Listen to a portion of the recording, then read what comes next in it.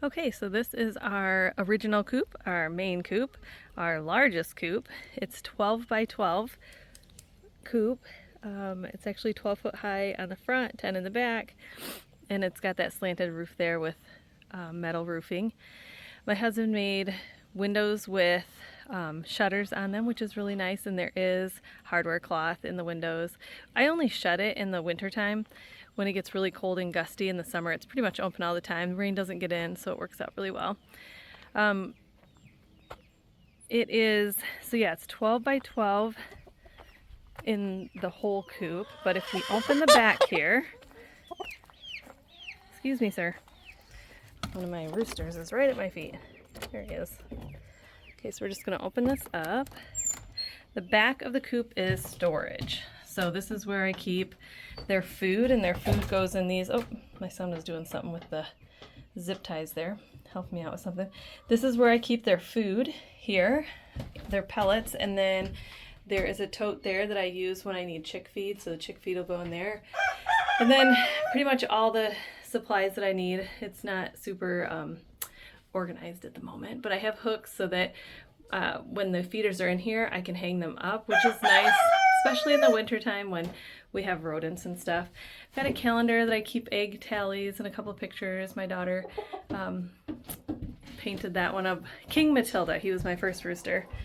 And so we have some tools and stuff here, and behind the door I keep some extra water and braiding things out. And then if you open this sliding glass or sliding door, it's like a barn door, my husband built that. This is where we go into the coop, and we have two rollaway nesting boxes. They're hen gear nesting boxes. I really like those. And then we have like branches and 2x4s, a couple of ladders in here. Here's our other nesting box. So I don't have a whole lot of bedding in here. We do a deep litter bedding. Right here is a panel that we can remove to get all the bedding out when we want to clean it. Oh boy, they are noisy today. Close this back up. So that is our main coop. Another little picture there. So now we'll head down the line, and I'll show you their run. Now this is the first run we did, obviously, and we used whatever material we could. So you can see like the bigger rectangles here of fencing that we used. Later on we added the hardware cloth, and the hardware cloth at the bottom is not black. The hardware cloth at the top is. So we learned a lot with this coop. We just recently added this taller addition right here and metal roofing, which has been super nice. The cords there are for electric when we need them for plugging in the winter heated waters, and we don't have to do that right now, so those are just hung up. You can see in there's a dust bath there. That's what that green tin is. We do have a couple of babies in here right now. I'm not going to open this one, but they have lots of things to, I don't want to let them out with these other chickens out here. So that is our first coop and run. The second coop, I'm just noticing both of their things came down. This is where the pita pintas are. We just moved the pita pintas in here. They were in our red coop. They did not like the red coop. For some reason, they were not going in that at night. And I think it was just a little bit too small for them. We will go into this one. These guys don't try to get out, so it just has a latch here. It's a little bit tight right now.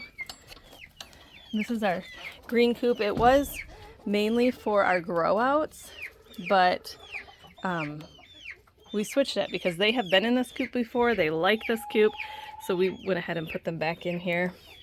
Just need to lock this door real quick. In a couple of my previous videos, I talked about the gardens. The gardens are doing really well. In fact, let me show you. The one over there too is real lush and green. You can see a chicken eating out of it right now. So that's this one. My son was in here earlier putting up some more stuff here so the chicks couldn't get through, but I need to hang up. Looks like he took down the feeders and stuff, so I'm gonna hang those back up so the water and the food doesn't get too messy on the floor. We don't like anything on the ground. Okay, let's hang that one up. Now I do bring in their food every night. We don't have predators at the moment. We do have predators around, lots of them. We live in the woods, in a swampy area, so that's a constant worry. So we hang everything. So we'll have a bunch of stuff on the floor or on the ground in the coops. But anyway, these guys, if you've seen some of my previous videos and shorts, you'll know that we have, let's peek in here real quick. Yep, there's somebody in there. Maybe we're getting an egg. We are going to add to this flock. So this is actually a really big run, but that's okay because we have 8 more pita pintas coming up for them. Okay, we'll go to the red coop next. Now we are in the red coop area and run. We have a silver lace Wyandotte coming out. Now last night we just moved these guys over here. The pita pintas were in here. All of the chickens in here right now were in the big coop, but I would like to do some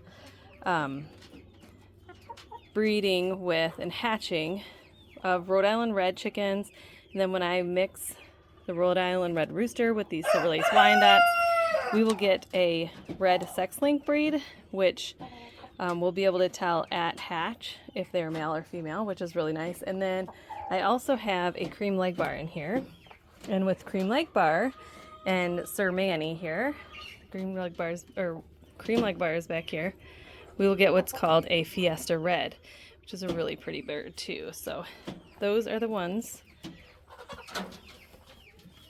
That's the reason we have them in here together. So I'm just going to check. The whole time the pita pintas were in here, which was a long time, we only ever had 2 eggs in here. And look at this, 2 today. Those are small. Those look like the silver lace Wyandotte. So I am looking for Rhode Island red eggs because in a few days we're going to put those in the incubator. So in our red coop, I'll just show you real quick. Hello, ma'am. We have another rollaway nesting box that we can access from the outside, and there are roosting bars at the top here. In this run, we also have logs down. You probably would have noticed in the other 2 runs, there's lots of things for the chickens to get up off of the ground if they want to. And there's another dust bath right there. Okay, on to the gray coop. All right, now the gray coop, or the Americana coop, I have their door open right now. They are getting to free range today. And so this is their run. Again, things are hanging up. And I'll show you inside their coop.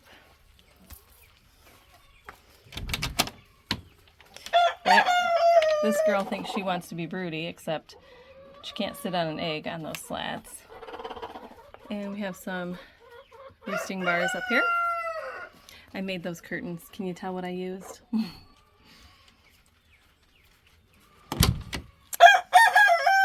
All of our coops do have a run chicken door. We've never had any other doors. Those were on sale when we first started doing chickens, and it was a good deal. And so we just kept buying those. They've been really, really good. And here's a nesting box here. We have 2 more broodies. They are actually sitting on some fertilized eggs. Oh, looks like we got an egg there. But I always have to check under them because there's probably some under there that should not be under there. These girls are so friendly. She will want me to pick her up, but I'm not going to do that right now. So that is our entire coop and run area. And then if you look out here, when I open it up, they have this entire area to roam. We do have some paths through here. We have a path that goes through to a gate, so if we can access the rest of our property that way. The fencing is just, I mean, it's hard to even see in this video. I'll try to zoom in. You can see it's just that really small black fencing. It's not electrified or anything, but it does do what we need it to do. It keeps the chickens in, and we haven't had any predators come in or through that and take out any chickens. So we do have a little bit of pathway here that we can walk through, but the chickens have this whole lush area.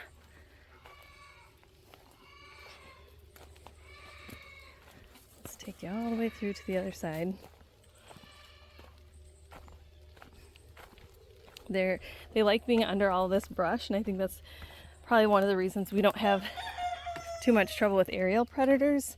The only aerial predator we have had that has actually taken something was in the run before we had it covered with metal. So now the chickens, a few of the chickens, 4 of them at least, have been jumping this part of the fence somehow and getting over to where that log is there, that tree down, and they've been laying underneath that. So that's why they are in today, because I want all of their eggs. I don't want to have to go hunting for them, but they really love hanging out in this area here